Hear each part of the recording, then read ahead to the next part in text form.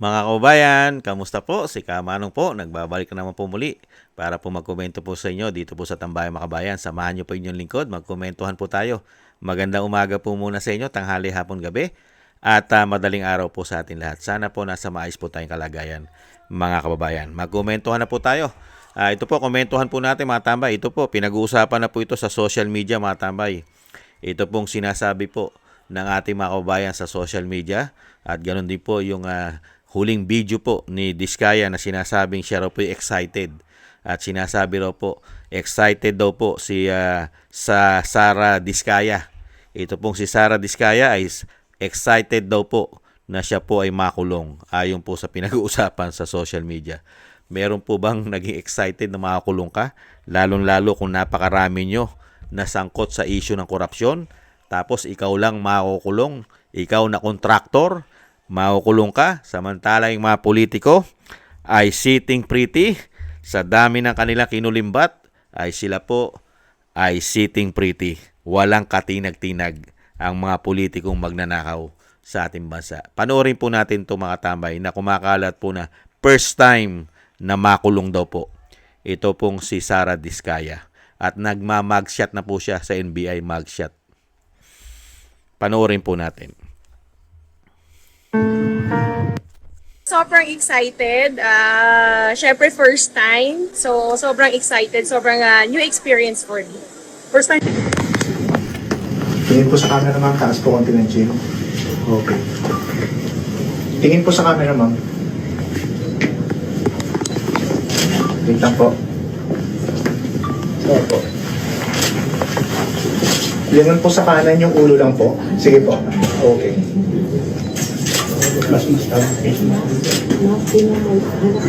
Sa kabila po. Sige pa po, ma'am. Okay. Last po.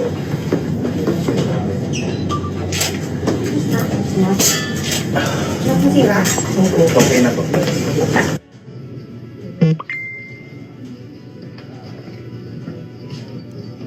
Sobrang excited. Syempre first time. So, sobrang excited. Sobrang new experience for me. First time. Tingin po sa camera, ma'am. Taas po. Yung sinabi po ni Diskaya noon, yun po yung panahon ng kampanya. Idinugtong lang po sa social media yung mga gumagawa po na ine-edit-edit.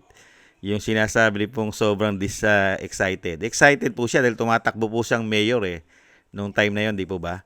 Mayor po ng Pasig. Kaya excited siya. New experience nga naman sinasabi niya dahil tumatakbo siyang mayor at kalaban po niya ang pamangkin nung tinatawag na One Ball University.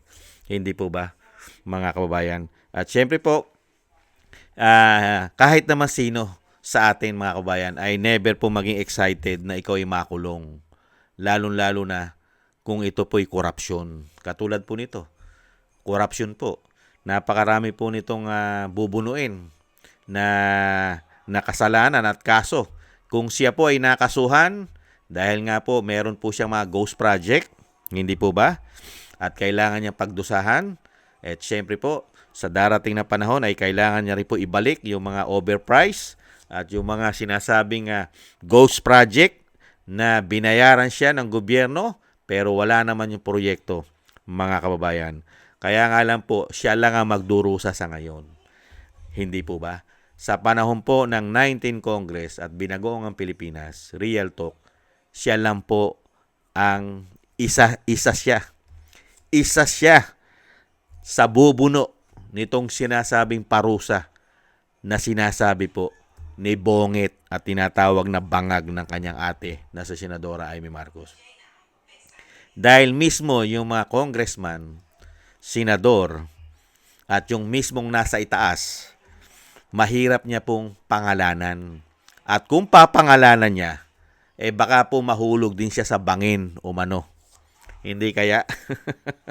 Dahil ngayon po, iba na po ngayon sa panahon natin. Di ba ba? Yung EJK po ngayon ay nahuhulog na yata sa bangin. Hindi po ba sinasabi po nila? Bangin na po yata ginagamit. At 3 na po ang nachuchugi. 3 na ang nachuchugi, hindi po ba? Baka mag-ingat-ingat ka, Diskaya. Lalo-lalo na, napakarami mo ring nalalaman. Yung maraming nalalaman, Mga kabayan, lalong-lalo po sa napakalaking insertion at korupsyon at komisyon ng mga demonyong politiko sa ating bansa, mga kabayan, ay nachuchugi yata. Hindi kaya? Kaya dito po kay Diskaya, ingat-ingat ka. Diskaya, marami ka ring alam. At napakarami mo ring alam na congressman na nangungumisyon sa iyo. Hindi po ba? Kasi sa panahon ngayon, napakahirap mag-imbestiga. Lalong-lalo kung ang iimbestigahan mo ay sangkot din sa korupsyon. Hindi po ba? Dahil nga mismo si Saldico, kung hindi nagtago si Saldico at nanatili sa Pilipinas, baka nahulog na rin niya sa bangin umano. Hindi kaya? Dahil sa dami rin nalalaman ni Saldico. Hindi ba mga kabayan? Kaya lang nakakalungkot talaga sa nangyayari po. Kasi hindi mo naman masisi ito si Diskaya, itong mag-asawang Diskaya, katulad ni Sara Diskaya. Masyado po kasi kayong sumausaw sa napakarungis, bulok na sistema. Hindi po ba?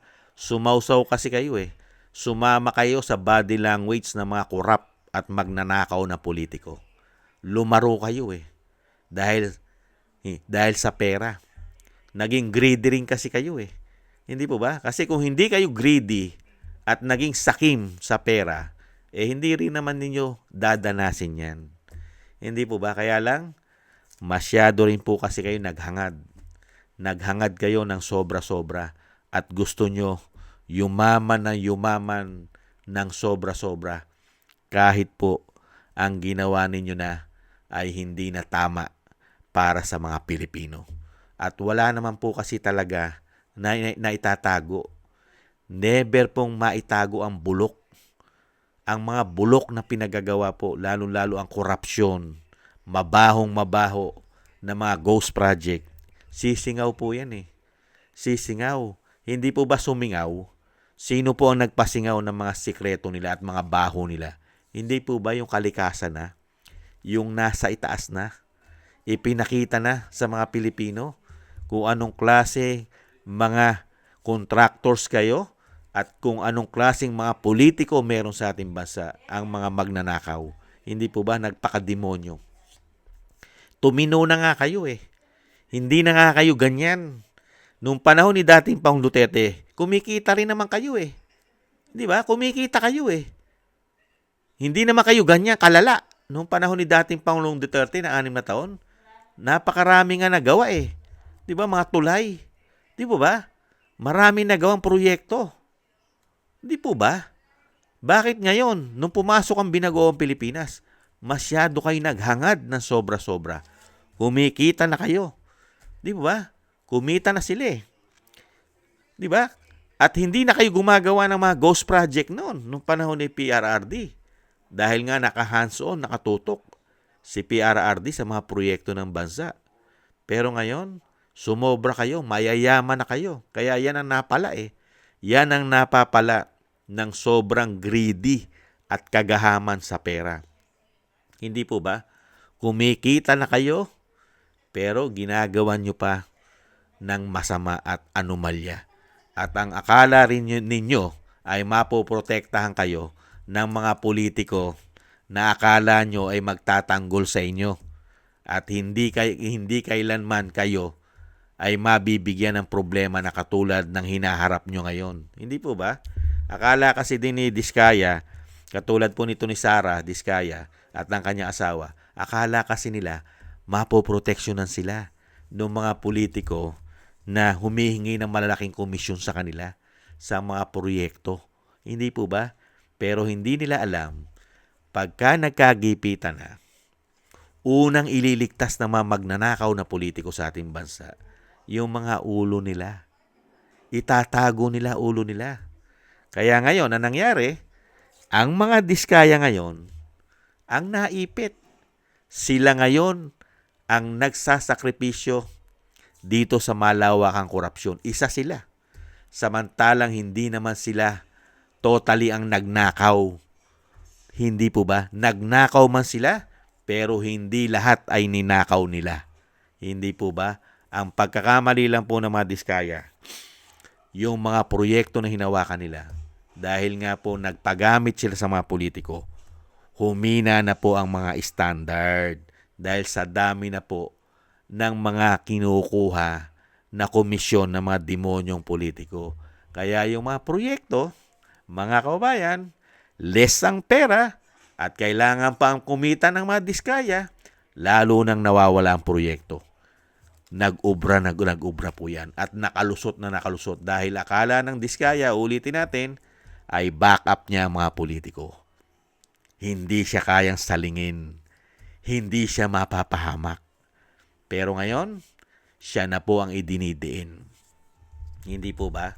Kahit po ang Ombudsman, kahit ang DOJ, kahit ang NBI, kahit ang Malacanang, Kongreso, Senado at House of Representatives, siya po ang itinuturo kasama ang mga kasamahan niya pang contractors at ang mga DPWH engineer.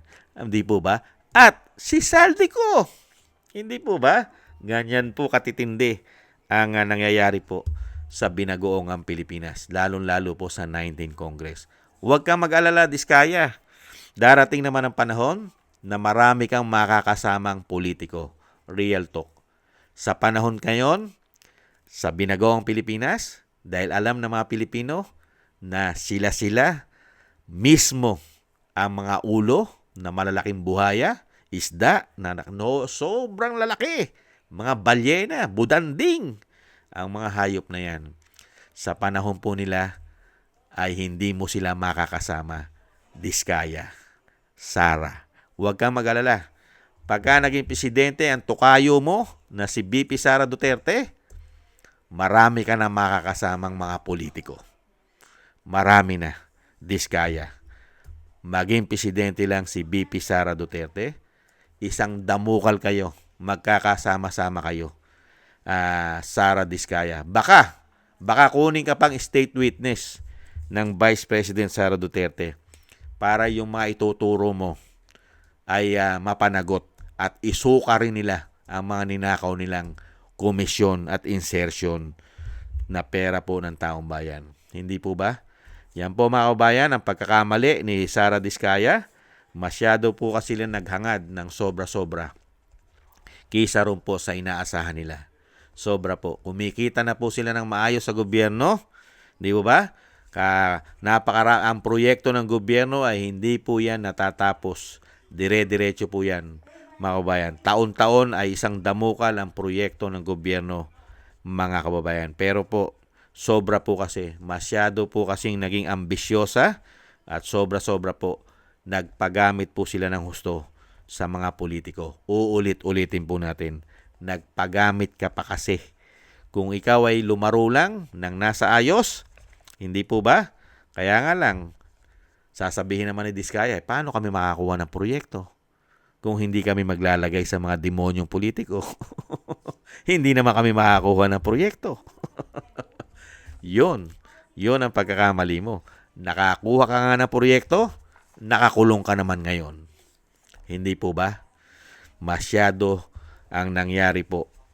At yan naman po ay karapat-dapat din na panagutan mo. Dahil sa dami rin ng namatay sa mga proyekto mo. Marami rin namatay na mga Pilipino nagbuwis, lalong-lalo po sa mga flood control na pinagagawa ninyo umano. Hindi po ba? Mga kabayan, ang nakakalungkot lang para sa iyo, dahil ikaw lang nakikita namin nagmamagshot at hindi namin nakikita ang mga demonyong buhaya na mga politiko na nagmamagshot na katulad mo. Yun lang ang nakakalungkot para sa aming mga taxpayer. Hindi po ba, mga kabayan? Tiis-tiis ka na lang. Ganun talaga eh.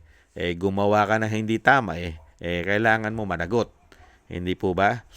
Yan po talaga. Pag gumawa ka ng mali at napatunayan at talaga naman kumita kayo ng kumita, napakarami nyo kinita at yung sinasabi nga, nung nakita namin, payong pa lang, ilang milyon na halaga, payong pa lang. At isang damo ka lang ari-arian mo. Hindi po ba? At lalong-lalo na mga politiko. Kung si Sara Diskaya ay ubod ng yaman, di hamak po ang mga demonyong politiko sa ating bansa. Di hamak na mas mayaman sila kay Sara Diskaya. Hindi po ba? Maraming salamat po mga tambay sa gusto po natin tambay mga kabayan sa YouTube at TikTok. At ganun din po sa mga subscribers po natin, sa mga nagbibigay po ng comment, like, share, and subscribe. Mabuhay po kayo mga kabayan. Thank you po sa inyo. Shoutout po sa inyo lahat. Ingat po kayo. At shoutout din po sa mga nagbibigay po ng biyaya. Thank you po. Shoutout po kay Balance Vision TV, Nancy Lumampaw, Tatay Nick ng Canada, Gay at Shena, Norma Garcia, Michelle Yamaguchi, Rosalina, Wills Bubbles, Arfel Villacorta, Chidorico Erguisa Jr., Annie Jo, ako si Pilam, Jovelyn Watanabe ng Japan, si Jem Aris ng United Arab Emirates, Julieta Celona ng Sydney, Australia, Gina Ray Solidides ng Berlin, Germany, Jake Yahoo 4531 ng Maisog, California, USA, Kingston, Bay Chichiyoko at si Sir Eric Hershio ng Canada. Thank you po sa inyo. Mabuhay po kayo, lalong-lalo po. Ingat po kayo sa inyo po mga paggawa. Thank you po. At syempre po, yung dasal po natin, mga kabayan, yung dasal po natin, na sana po tayong lahat po, ang ating buong sambayanan at ang pamilya Duterte, lahat po tayo ay maingatan at mailayo sa kapahamakan. At madugtungan pa po ang buhay at kalakasan ng dating Pangulo, mga kabayan. At makalabas na po siya sa lalong mabilis. At thank you po sa mga dasal, mga kabayan. Happy holidays po. At God bless po sa atin lahat. At sana po araw-araw po ay maging Pasko naman po sa atin. At mga kabayan, thank you po sa muli po. Ingat po. Bye-bye.